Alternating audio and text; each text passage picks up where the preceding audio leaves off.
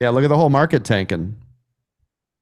SPY gone. Apple down here in a double bottom. The Q's new low a day. Tesla's like the only thing hanging on. 50, 20, 20, 10. This is why I told you guys. And by the way, I called this up here. Did I or did I not? Right here. Said if you want to shave some, this would be a great spot. If you're shaking, if you're freaking out, right there, right? And then we talked, and then I said it again here, and now we're talking, and now we're down here. What do we do on double bottom? I know what I'm going to do if it touches right here. Boing. We just did this morning for Apple.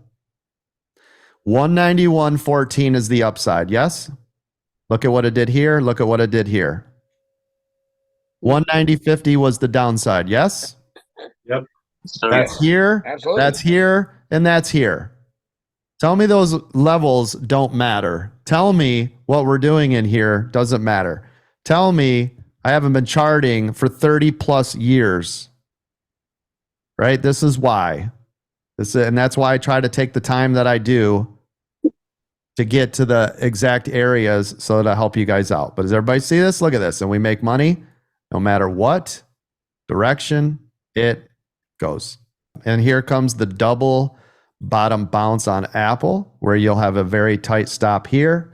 If it breaks through, you guys will hammer puts on Apple below 190.50, watching to see if it breaks through and comes straight back up for a retest. We went over all of this in the VIP this morning, didn't we?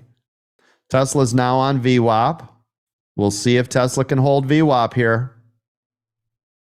Now, this is what I wanted to show you guys. So those of you that are still in the trade, right? You're holding on because you got like the world's largest diamond hands. But look, you bought in here. And now look at where VWAP is. You see this? Yep. This is all profit. Yep. VWAP's just continuing to climb. The longer you hold, the more you made, even with the rule of if it breaks VWAP, you get out, right?